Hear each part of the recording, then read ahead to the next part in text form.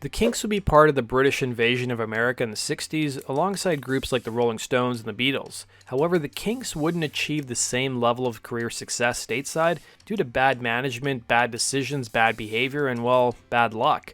The Kinks' first tour of America would result in the group being banned for nearly half a decade, killing any momentum they had. So what happened? That's what we're going to explore in today's video.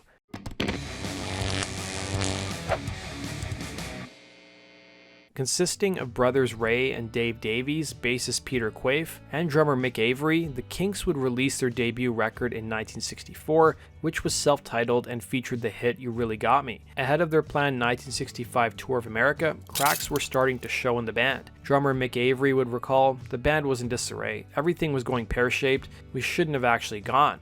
Already known as being a hard-partying band, the band's offstage behavior soon creeped into their live shows. During a warm-up gig in May of 1965 in Wales, Dave Davies and Mick Avory got into a scuffle on stage. That started when Davies allegedly spit at Avory, who responded by hitting Davies in the head with his hi-hat pedal. Davies would get a trip to the hospital, and Avory would go to jail. The Davies brothers' relationship also soon started to go south, with Dave recalling in 1966 to New Musical Express, "About a year ago we hated the sight of each other. We would fly into a temper at the slightest provocation. I suppose in a way, it was only natural when we spent so much time together."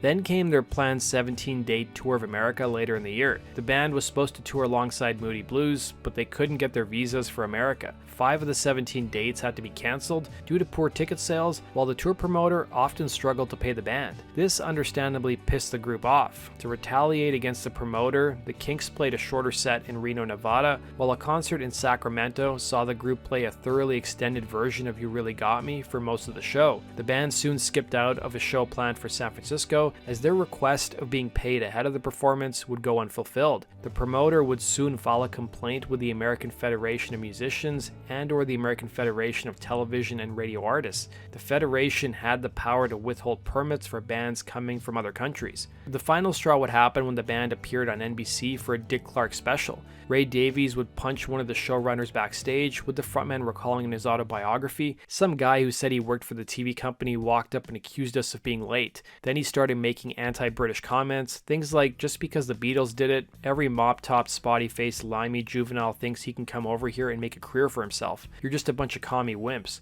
When the Russians take over Britain, don't expect us to come over and save you this time. Well, once I file my report on you guys, you'll never work in the USA again. You're gonna find out just how powerful America is, you limey bastard." The rest is a blur. However, I do recall being pushed and swinging a punch and being punched back.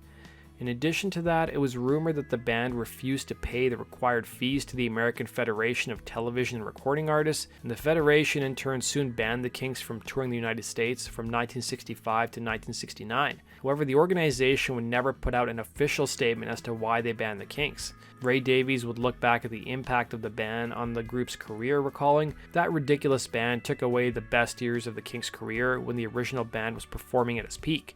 The Kinks would be allowed to return to America in 1969, but things had changed, with him adding, "The Woodstock generation had arrived and the Kinks were almost forgotten. The reason we got banned was a mixture of bad agency, bad management, bad luck, and bad behavior, so we deserved everything we got. But it got lifted 4 years later. We literally signed a confession. It was a confessional. We didn't even read it." The group's first show back in America would happen in New York City at the Fillmore East, opening for Spirit in 1969. That does it for today's video, guys. Thanks for watching. Be sure to hit the like button and subscribe. And if you guys have suggestions for future topics you'd like to see me cover, use the link in the description box below.